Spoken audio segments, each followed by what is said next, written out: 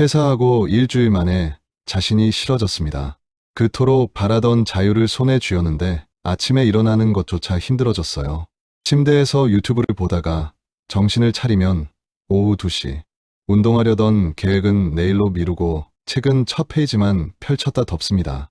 그리고 밤이 되면 이런 생각이 듭니다. 나는 왜 이렇게 의지가 약할까? 혹시 여러분도 이런 경험 있으신가요? 시간만 생기면 뭐든 할 수 있을 것 같았는데 막상 시간이 생기니까 오히려 아무것도 못하게 되는 이 아이러니. 사실 이건 여러분만의 문제가 아닙니다. 인간이라는 존재 자체가 가진 근본적인 특성 때문입니다. 오늘 이 영상을 끝까지 보시면 3가지를 얻어가실 수 있습니다. 첫째, 왜 바쁠 때 오히려 더 부지런했는지 그 과학적 이유를 알게 됩니다. 둘째, 쉬는데도 무너지는 건 당신의 잘못이 아니라는 위로를 받게 됩니다. 셋째, 다시 나를 작동시키는 구체적인 방법을 배우게 됩니다. 그럼 시작하겠습니다.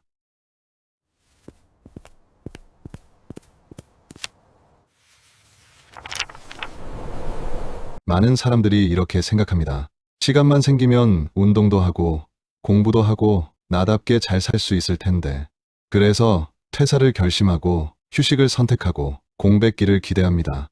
이제야 내 삶을 살 수 있을 것 같아서요. 그런데 막상 시간이 생기면 이상한 일이 벌어집니다. 하루가 금방 사라지고 해야 할 일은 계속 미뤄지고 집중력은 더 떨어집니다. 그리고 스스로를 자책하게 됩니다. 왜 나는 쉬는데도 이렇게 늘어질까? 원래 이렇게 무기력한 사람이었나? 이 지점에서 대부분은 자기 자신을 의심합니다. 나는 원래 게으른 사람이었구나. 나는 의지가 약한 사람이구나. 나는 스스로를 관리할 능력이 없는 사람이구나. 하지만 여기서 중요한 사실 하나를 말씀드리겠습니다. 문제는 사람이 아니라 사람을 둘러싼 구조입니다. 당신이 무너진 게 아니라 당신을 떠받치고 있던 보이지 않는 틀이 사라진 겁니다. 그럼 왜 사람들은 바쁠 때 더 부지런해 보일까요? 많은 사람들이 이렇게 생각합니다. 그때는 의지가 강했으니까. 하지만 사실은 그게 아닙니다. 인간은 외부 구조에 반응하는 존재입니다. 출근 시간, 마감 기한, 타인의 기대, 일정한 긴장감.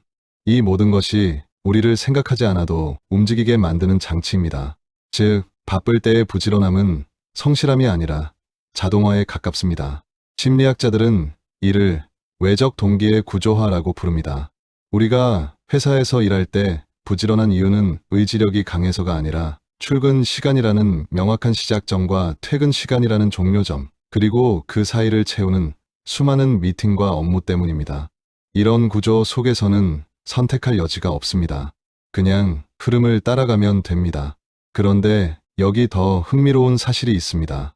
시간이 없을수록 선택이 선명해진다는 겁니다. 바쁠 때는 중요하지 않은 걸 버리고 해야 할 것만 남깁니다. 그래서 오히려 집중력이 올라가고 하루의 밀도가 생기고 삶이 단단해 보입니다. 행동경제학에서는 이를 희소성 효과라고 설명합니다. 자원이 제한될 때 인간의 뇌는 더 효율적으로 작동합니다. 시간이 부족하면 뇌는 자동으로 우선순위를 정하고 불필요한 정보를 걸러내고 에너지를 집중시킵니다. 역설적이게도 시간 부족은 삶을 망치기보다 종종 삶을 정렬합니다. 그럼 왜 쉬면 회복될 거라 믿었는데 오히려 더 무기력해지는 걸까요? 이건 인간의 결함이 아닙니다. 인간이라는 시스템이 원래 그렇게 설계되어 있기 때문입니다. 첫 번째 이유는 이겁니다. 에너지는 저장되는 게 아니라 순환됩니다. 많은 사람들이 에너지를 배터리처럼 생각합니다. 쉬면 충전되고 쓰면 소모되고. 하지만 인간의 에너지는 그렇게 작동하지 않습니다. 신경과학자들의 연구에 따르면 인간의 에너지는 사용할 때 오히려 생성됩니다. 운동을 하면 처음엔 힘들지만 나중엔 오히려 활력이 생기는 이유가 바로 이겁니다. 에너지는 쓰면 흐르고 흐르면 살아나고 안 쓰면 둔해집니다. 그래서 쉬는 시간이 길어질수록 행동을 시작하는데 더 큰 힘이 필요해집니다. 이걸 심리학에서는 행동 관성의 법칙이라고 합니다. 두 번째 이유가 있습니다. 루틴은 시간이 아니라 연결입니다. 많은 사람들이 루틴을 이렇게 착각합니다. 아침 7시에 일어나면 루틴이 생길 거야. 하지만 루틴은 시계로 만들어지지 않습니다. 루틴은 흐름에서 만들어집니다. 이거, 다음에 이거. 행동, 다음에 행동. 일을 할 때는 이 연결고리가 이미 존재했습니다. 아침에 일어나면 씻고, 씻으면 출근하고, 출근하면 커피를 마시고, 커피를 마시면 이메일을 확인하고, 이 모든 게 생각 없이 자동으로 연결되어 있었습니다. 그런데 그 연결이 끊기면 어떻게 될까요? 삶은 자유로워지는 게 아니라 헐거워집니다. 일어나도 다음에 뭘 해야 할지 모호하고, 밥을 먹어도 그 다음 행동이 연결되지 않습니다. 그래서 쉬는 동안 삶이 무너진 것처럼 느껴지는 겁니다. 실제로 무너진 게 아니라 연결고리가 사라진 겁니다. 그럼 다시 일하면 모든 게 해결될까요? 절반은 맞고 절반은 아닙니다. 외부 구조가 생기면 리듬은 어느 정도 회복됩니다. 하지만 구조에만 의존하면 또다시 삶을 맡겨버리게 됩니다. 회사가 나를 움직이게 하고 상사가 나를 긴장시키고 월급이 나를 유지시키는 삶. 그건 작동하는 삶이지만 내가 선택한 삶은 아닙니다. 그래서 핵심은 이것입니다. 더 열심히 살자, 마음 단단히 먹자, 의지를 키우자가 아닙니다. 그런 정실로는 일주일도 못 갑니다. 진짜 필요한 건 나를 다시 작동시키는 최소한의 구조를 설계하는 겁니다. 사람은 자유로울 때 가장 잘 사는 존재가 아닙니다. 사람은 적당한 틀 안에서 가장 편안해지는 존재입니다. 완전한 자유는 가능성처럼 들리지만 실제로는 혼란에 가깝습니다.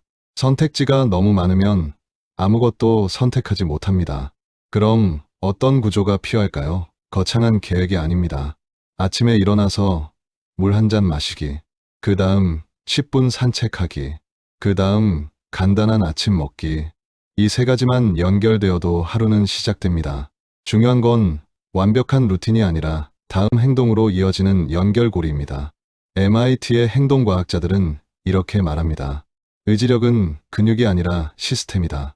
의지를 키우려고 애쓰지 말고 의지가 필요 없는 시스템을 만드세요.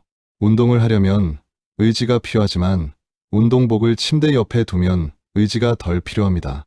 책을 읽으려면 의지가 필요하지만 휴대폰 대신 책을 베개 옆에 두면 의지가 덜 필요합니다. 결국 이 모든 이야기를 한 줄로 정리하면 이겁니다. 부지런함은 성격이 아니라 구조의 결과입니다. 쉬는데 무너졌다면 당신이 약한 게 아니라 구조가 사라졌을 뿐입니다. 이 콘텐츠가 드리고 싶은 가장 중요한 위로는 이겁니다. 늘어졌다고 자책하지 않아도 됩니다. 무너졌다고 실패한 게 아닙니다. 다시 시작할 자격은 이미 충분합니다. 필요한 건 각성이 아니라 다시 연결되는 하나의 구조입니다. 독일의 철학자 아르투르 쇼펜하워는 이렇게 말했습니다. 인간은 자신이 원하는 것을 할 수 있지만 자신이 원하는 것을 원할 수는 없다. 우리는 자유를 원하지만 막상 자유를 얻으면 그 안에서 길을 잃습니다. 왜냐하면 인간은 무한한 가능성 속에서가 아니라 적당한 제약 속에서 가장 잘 작동하도록 설계되어 있기 때문입니다. 당신이 지금 무너진 것처럼 느껴진다면 그건 당신이 약해서가 아닙니다. 당신을 떠받치던 보이지 않는 구조가 사라졌을 뿐입니다. 그리고 그 구조는 다시 만들 수 있습니다. 작게, 천천히, 하나씩. 다시 한번 정리하면 이겁니다. 자유는 목표가 아니라 출발점입니다. 진짜 삶은 그 자유 위에 나만의 구조를 세울 때 시작됩니다. 여러분 모두 오늘 하루 작은 연결고리 하나를 만들어 보시길 바랍니다. 오늘 이 영상이 여러분에게 작은 위로가 되었기를 바랍니다. 이 메시지가 도움이 되셨다면 좋아요와 구독 부탁드립니다. 여러분의 작은 클릭 하나가 더 많은 사람들에게 이 위로를 전할 수 있습니다. 감사합니다.